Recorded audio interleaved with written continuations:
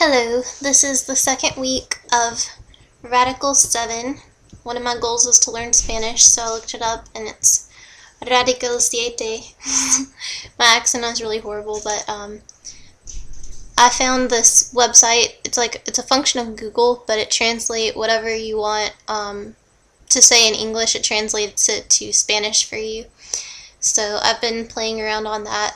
It's kind of my fun time. I've been super busy lately with school. I have a big stats test coming up that's been consuming most of my mental energy just to study for it, and I have presentations and other classes and my thesis and just a ton of stuff, so I've been really busy. You can tell probably by my dark circles under my eyes, and I haven't had a lot of time for myself, so I was going to prepare something for this video specifically to say, something that would make me sound thoughtful or intellectual or something like that. But it's kind of just like a last minute thing because I'm in the middle of studying, so I'm taking a break, and I didn't have time to put on makeup or do my hair or anything. My hair's been pretty much like this all week. I just been putting it in a bun. Got these cool little twisty things from Walmart. They just look like two little corkscrews, and you just twist them into whatever you do with your hair, and your hair will stay there, so they're pretty cool. Bob's over here taking a nap while I do my homework. Okay, so basically my progress so far has been just looking up those Spanish words. I haven't been doing a lot on my other goals. I have been recycling.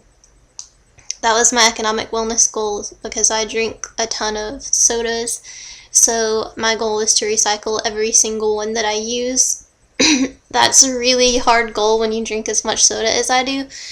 I realized there's no close recycle container to my office, or if there is, I haven't found it yet, so I've been leaving my office each day with a ton of cans. I look like some crazy can lady, and then I recycle them at home because we have someone that comes to pick up recyclables. But it has made me think about just how huge of an impact you can have on the environment whenever you recycle because of all the stuff that we go through. I don't even want to think about how many I've thrown away, but anyways, that goal's going pretty well. I had another goal to think about my personal beliefs as a Christian and my actions and how they match up in areas where they might not match up, so that I can have a cohesive spiritual life with as little dissonance as possible. This whole Radical 7 thing is basically Beyonde's vision, where we share our struggles, even the stuff we would usually only tell each other, and just let people kind of track us to see our spiritual progress, so we can be examples of maybe what can happen to normal people who set goals and try to consciously achieve them throughout the year.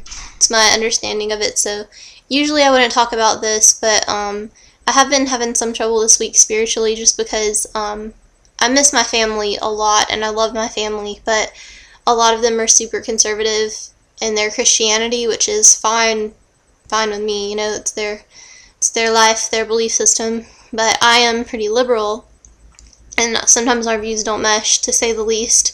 I guess the biggest one would be about how I like gay people, and I have gay friends, and I think they should be able to have insurance benefits. They should be able to see each other in the hospital when they're sick. They should have marriage rights just like any other couple who, spends years together and loves each other, and a lot of people don't agree with me. I don't know, to me, I think that people should just kind of have their own views and let other people decide for themselves what to believe. But there are some people in my family who I guess are either scared for me because of my views or offended by my views, so a lot of times I'll get, mostly on Facebook, people just talking about how I don't know, that tolerance is a bad thing or something, and it just makes me feel like that I'm like a disappointment to some of my family members, no matter what I'm doing with my school or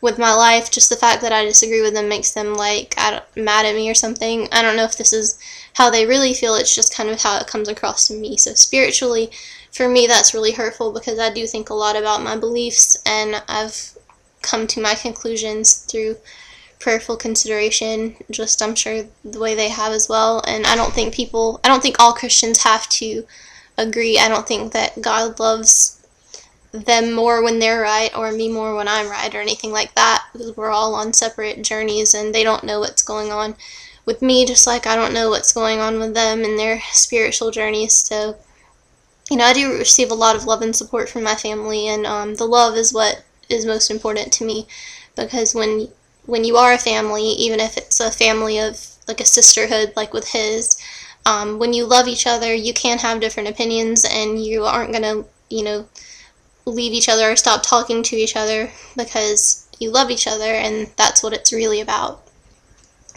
I think that there is one source of love as a Christian. I think that love comes from our Creator, comes from God, and that He loves us regardless of our beliefs, because we're all searching, hopefully. Some people just, they believe whatever their pastor tells them, but I think that most people, I would hope most people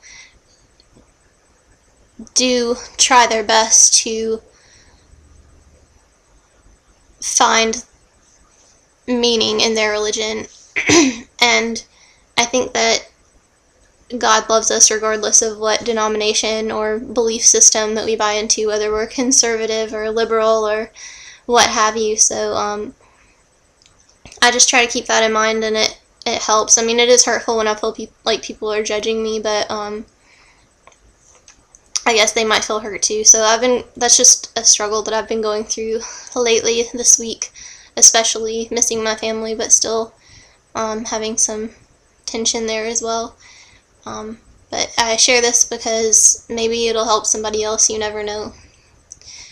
So, I guess I'm doing pretty good this week. I'm very stressed out, but I'm going to keep plugging along, and hopefully I'll get to visit my family, or they'll get to visit me soon, and that will recharge me. Until then, I'm just going to keep pushing and praying and pursuing my goals, and I will check back in with you next week. The last little phrase I learned, the one that I tried to memorize, my accent's really bad, so forgive me, but I believe it's, okay, well, I can just check, because the camera is still going to look at me even if I look at websites, right? Okay, so, okay, this is it, I believe. La paz y el amor hasta la próxima vez. La paz y el amor hasta la próxima vez. That means peace and love until next time. How do you stop this? Okay, I'm learning.